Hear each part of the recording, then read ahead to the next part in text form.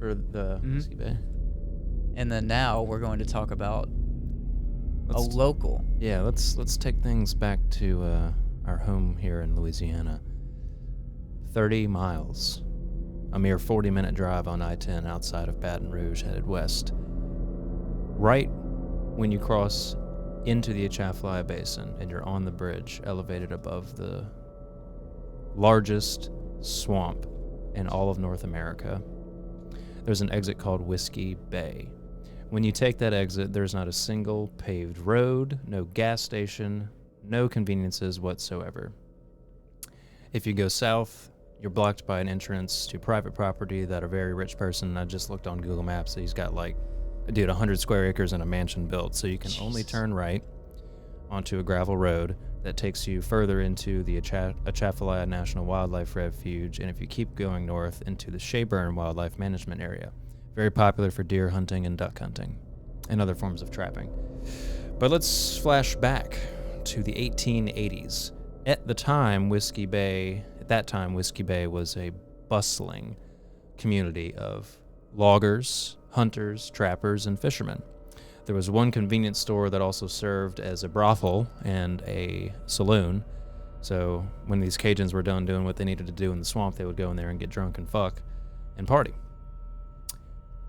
The first body was discovered, tossed into the swamp there in 1927 in March, before the Great Flood of 1927 hit, which predates the construction of the levees along the Mississippi River. Right next to JP, I'm going to put a picture of what this whiskey bridge looks like. Yeah. Because there's fucking nothing. You can see the it's exit. Just an exit. And then there's nothing. And it's, again, as soon as you get off of the interstate's federally controlled and funded. So as soon as you get off the federal interstate ramp, boom, gravel, nothing. And there's nothing. To your left, there's the Atchafalaya River, and to your right, endless swamp. ATV trails, and that's it. Yeah, there's some ATV trails, which those aren't even gravel. Those are just run down dirt, because they've been driving on them so much. Yeah. First body was discovered in 1927 before the flood. The flood happens, wipes out the community.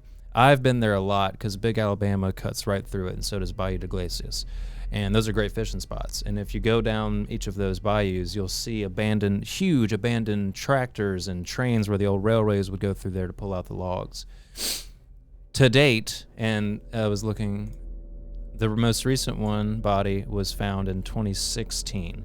But to date, that makes body 71. What? Found just inside of this area in Whiskey Bay. Now, this most recent one was found in April of 2016. Elizabeth Farrell, age 29, of Humboldt, Texas, and she died of strangulation. Rip. Before that, 2013, Christopher Alley, 28, died in strangulation. 2012, Mickey Shunick, strangulation. Found near the same area. Then we're going to back it up to 1999, and it just goes on. It just goes on. How many? 72 you said? 72 total. Jesus. And what made it famous-ish is the Baton Rouge serial killer known as Derek Todd Lee, but his moniker was the Baton Rouge serial killer, dumped 2 girls out there. And that's on the. And that's what he was charged with. I bet you. He got caught. He only got charged with 7, but he had a lot more. People know that. Absolutely. He's a serial killer, dude. During the daytime, there is a good amount of people there for fishing and stuff, but at night it gets so dark. Like I was telling you when I had the blowout on my boat trailer. Yeah. It's so fucking dark. You said it was like pitch. There is no light pollution. I mean, you can hear everything, like the cicadas. You can hear a fucking twig snap. It's so dark, dude. You can drive with your headlights out and just let the moonlight guide you. It's fucking dark out there. And all those trails, for those ATV trails, Derek Todd Lee dumped 2 bodies there. Here we go. I found it. In 2002, Derek Todd Lee dumped, here we go, Catherine Lynn Yoder and Pam Kinnamore. Rest in peace. In 2002. Apparently they were attacked and killed in the same night. He grabbed them off of the walking trail around the LSU Lake, which is a very, very popular area. That was his primary. Yeah, that was his hunting ground. Yeah. Dude. And strangled Pam Kinnamore first, and then later that same night with her body in his trunk, he got Carrie Lynn Yoder, strangled and raped her, and then drove them out to Whiskey Bay and followed that gravel road, which goes 17 miles north to Krotz Springs. So there's a 17-mile stretch of just nothingness. Jesus. And all along that stretch on the right side, because if you go left, you're on the river. If you go to the right side, you're just into the swamp trails.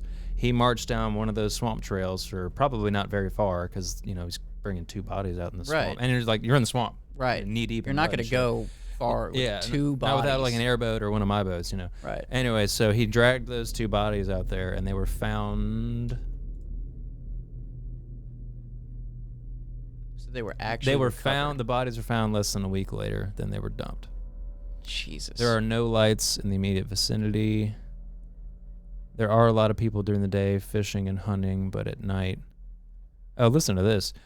Former Baton Rouge chief of police claimed that after the bodies were found, I get chills down my back thinking about that. Other than being a fishy spot, it looks like it's been a horrible spot for crime over the years. I think it's because it's just so remote. 72, dude. If you go down there at night, it's really spooky. Obviously, a lot of criminals are looking for the most remote places they can find, and that's definitely the most remote place between Baton Rouge and Lafayette. And here's a good photo of the road. This is the main road. It's just a fucking dirt road with very fucked up looking street poles inside. Has there been anything done, like lights put up? Nope. So nothing after 72. It's the exact same. I've been out there when I've had the blast motor, the one that kept breaking down. Yeah. I went out there one time because I got that new boat trailer so it can handle the gravel road. I went out there one time and it's still the same. They're the only public facilities are at the entrance to the wildlife management area where you would go to duck hunt or deer hunt. And it's facilities meaning like a bathroom. Right, but there's no running water. It's an outhouse style. Oh my God. Like you would find at a national park. You just sit and you look down. It's just a deep-ass hole, septic hole underneath the toilet. And then there's typically they just leave hand sanitizer stations, but those are always empty. Yeah. And there's never any toilet paper. Yeah, dude, their hand sanitizer lasted like a week. Yeah, people out there drinking it. There's no idea what's going on out there. I mean, Whiskey Bay is, dude. There's Whiskey Bay. Weird fucking people out there, dude. Really? Like the camps that are along the river out there, because there's no camps on the swamp side. No need, you know, because you just cross the street and you can go deer hunt. But all the camps on the river side is where they pull their boats up to, because these are all primitive. You know, very few of them have power. Very, very primitive. And if they do have power, it's because they have a big propane tank that they fill up with gas, and that powers like their generators and stuff. Yeah. Right. So, it's like the most isolated spot. I have been there at night. I told you I found that fucking island at the intersection of Big Alabama and Bayou de Glacis, and me and my dog were tight line catfishing all night, and I went to go fucking stoke my fire at the top of the island, which was like no bigger than this room. It was a very small island. It just kind of split the creek, and I got to the top, and on the other side, there was like 24 alligators that were eyeing my dog. And I realized that I was on their nesting ground. Oh my God. And it was like 11:30 at night. I was planning an all-nighter. You saw the eyes? Yeah, because their eyes reflect like fire. They look like orange, red. Oh, yeah, they were terrifying. Yeah. So I had my headlamp and my spotlight, and my plan was to stay up all night, get ripped on some whiskey, and just catfish all night. And eat catfish and drink whiskey. Not like that, man. Yeah, but I come up to go stoke the fire, and I already got my tent set up. I got my coolers out with my food. You know, I'm ready to go for the night. You know, I got the boat tied off. I come up, and I get to the highest point of the island. I can see all sides. There's gators everywhere. They don't want to come on the island because they're spooked of the fire and all. Yeah. I'm singing to myself and making noise like a drunken shit. I see all of them, and then I see Bo, my dog, coming around, and all their heads are just falling. Oh, no, dude. They were trying to get a little snack in before they got their fuck on, because this was in like May, so alligator mating season. Yeah. Yeah, and that was in the heart. You like put all two together. You're like, wait a second. I immediately, I stoked the fire to get some light, busted down the tent, packed up the boat, threw the dog in, and taked off. I was fucking gone, dude. By the time I got back to the launch, it was like 12:30 at night, in the middle of the fucking night, and that's when I had the blowout on the trailer, and I was stuck out there. Oh. I was so fucking scared. That was scared. that night? Oh, my God. I was so fucking scared. It took me, I called like 3 different wreckers before someone agreed to come out there. No shit. Yeah. What'd they say? Like, oh, no, I can't. Nobody's available. No one wanted to. Yeah. No one wants to go the fuck out there at 12:30. That's a sketchy call. You know, they probably think I'm going to try to kill and rob them or something. Yeah, I mean, I'm 72.